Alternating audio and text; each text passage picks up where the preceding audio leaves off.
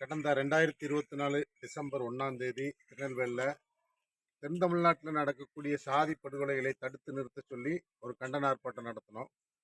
இந்த ஆர்ப்பாட்டத்தில் மல்லர் மீட்பு கழகத்தினுடைய தலைவர் வரலாற்று ஆய்வாளர் செந்தில் மல்லர் அவர்கள் பேசியத அடிப்படையில் வழக்கு போட்டு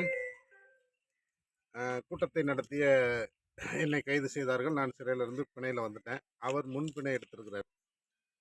அவர் பேசின பேச்சினுடைய சாராம்சம் என்னன்னா, தொடர்ந்து இந்த நாட்டில் 1957 இமானுவேல் சேகரன் படுகொலையில் தொடங்கி கடைசியாக நடந்த முத்துகிருஷ்ணன் சுத்தமல்லி முத்துகிருஷ்ணன் படுகொலை வரைக்கும் தொடர்ந்து படுகொலைகள் நடந்து கொண்டே இருக்கிறது.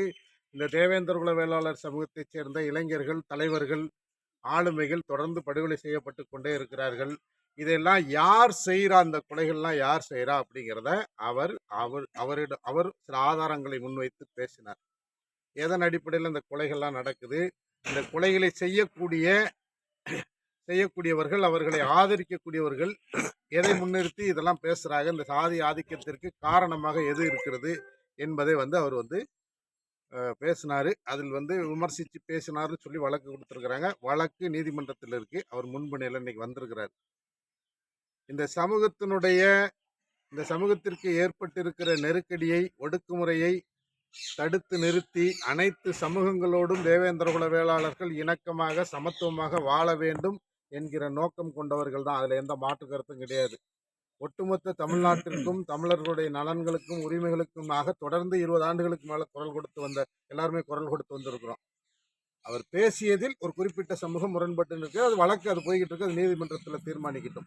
ஆனால் இந்த தேவேந்திரகுல வேளாளர் சமூகம் இந்த சமூகத்தினுடைய பிரச்சனைகளை பேசியதற்காக, ஒட்டுமொத்த தமிழ் சமூகத்தினுடைய பிரச்சனைகளை பேசி ஒரு சமத்துவம் உருவாக வேண்டும் என்று சொன்ன காரணத்திற்காக செந்தில் மல்லர், கரிகாலன், தமிழ்மாறன் போன்றவர்களை இந்த சமூகத்திலிருந்து அப்புறப்படுத்த வேண்டும், தலைக்கு விளை வைக்கிறான்.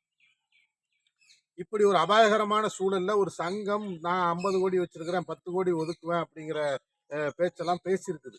இதெல்லாம் பொது சமூகம் வேடிக்கை பார்த்து கொண்டு இருக்கிறது. அது ஒரு பக்கம் இருந்தாலும், இந்த குறிப்பாக தேவேந்திரகுல வேளாளர் சமூகம் இந்த சமூகத்தினுடைய குரலாக இன்னைக்கு ஒலித்து நிற்கிறோம்.